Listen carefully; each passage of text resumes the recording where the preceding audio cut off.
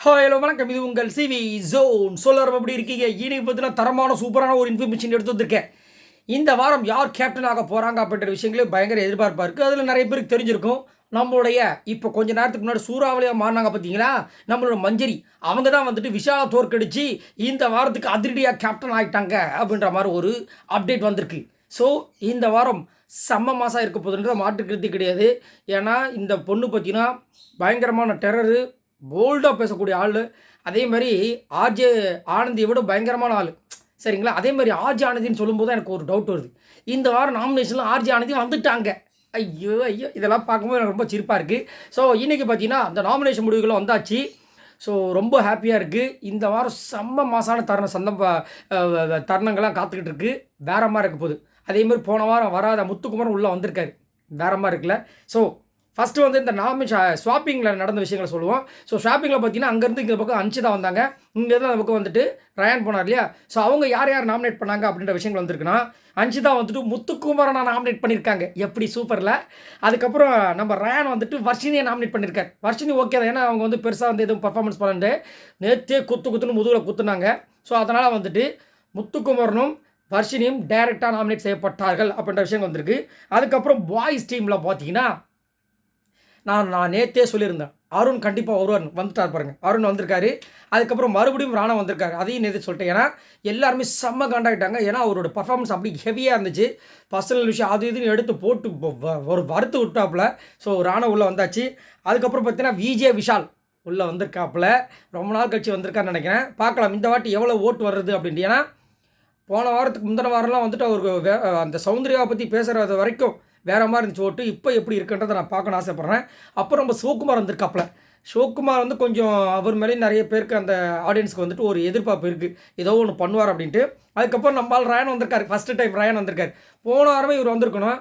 But இந்த கன்னி பெண்களின் காதல் நாயகன் மாதிரி இருந்த காரணத்தினால ரயான் வந்தார். பட் இந்த வாட்டி வந்து கொஞ்சம் சொதப்பலாகி போச்சு. அதனால் கண்டிப்பாக ராயன் வருவான்னு நினச்சேன். வந்துட்டார் ராயன். சார் அடுத்தது லேடிஸ் டீமில் யார் வந்திருக்காங்கன்னா, வழக்கம் போல் சௌந்தர்யா உள்ள வந்துட்டாங்க. ஏன்னா நேற்று வந்து பிக் பாஸ் இது விஜய் சேதுபதி வேறு கலாச்சி விட்டாரா. அப்புறம் வந்துட்டு அந்த ரியாக்ஷனை பற்றி நிறைய பேர் சொன்னாங்களா. அதுலேயும் சாக்லேன்னு பக்கத்தில் இருக்க ஆர்ஜி ஆனதில் சொன்னாங்களே, அங்கேயே சொல்லும்போது இங்கே வந்து நாமினேட் பண்ணாமல் இருப்பாங்களா. ஆனால் பாய்ஸ் விசஸ் கேர்ள்ஸ் தான் போயிருக்கு நாமினேஷன், அது வேறு விஷயம். அதுக்கப்புறம் பார்த்தீங்கன்னா பவித்ரா. ஸோ பவித்ரா வந்துட்டு வந்திருக்காங்க. ரொம்ப நாள் ஆச்சு. ஹாட் சீட்டுக்கு போனாங்க பாருங்கள், அதோடு வரவே இல்லை. ரொம்ப நாள் கழிச்சு வந்திருக்காங்க. அந்த டைம் வந்து ஹாட் சீட்டில் இருந்ததுனால இந்த டைம் நிறைய பேருக்கு வந்து பவித்ராவை பிடிக்க ஆரம்பிச்சிருக்கு.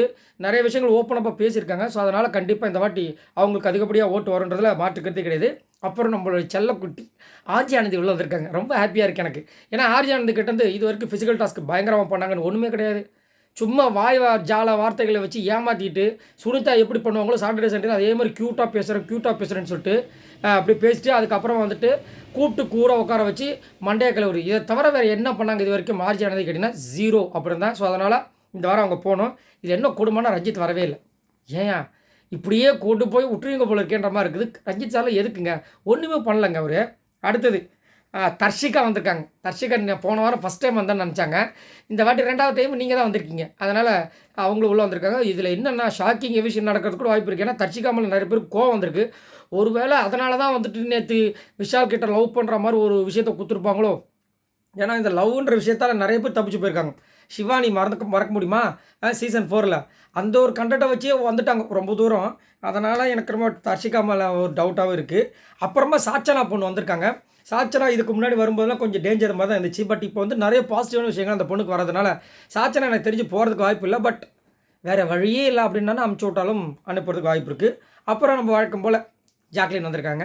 ஜாக்லின் எனக்கு தெரிஞ்சு முத்துக்குமாரை விட அதிகப்படியாக நாமினேஷன்ஸில் வந்து ஒரு ஆள் அப்படின்னா ஜாக்லின் தான் இருக்கும் போல இருக்குது. அவங்க அதை வந்து என்ஜாய் பண்ணுறாங்க. ஜாக்லின் வந்து இதை வந்து என்ஜாய் பண்ணுறாங்க.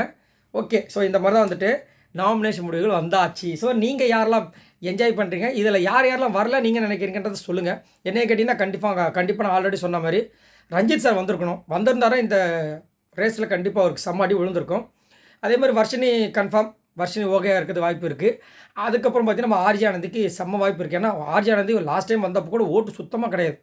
ஸோ அதனால் அதுவும் ஹாட் சீட்டுக்கு வந்ததுன்னு உள்ளே போனாங்க. ஸோ கண்டிப்பாக இந்த வாரம் 2 பேருக்கு டட்டா பாய் சொல்கிற வாய்ப்பு இருக்குது. டபுள் விஷயம் இந்த வாரமும் வைங்கியா, இவ்வளோ பேர் உள்ளே வச்சுட்டு சோறுக்கு கஷ்டப்பட்டு இருக்காங்க மக்கள்லாம். அதனால் தயவு செஞ்சு அமுச்சு விட்டுட்டு இருக்கிற வரதை வந்துட்டு இன்னும் கொஞ்சம் ஆட்கள் கம்மியானாங்கன்னா சோறு கொஞ்சம் எது எக்ஸ்ட்ரா கிடைக்கும்ல, அதுக்காக சொல்கிறேன். ஸோ நீங்களாம் உங்களோட கமெண்ட்ஸை சொல்லுங்கள். ஸோ நீங்களாம் உங்களோட கமெண்ட்ஸை சொல்லுங்கள்.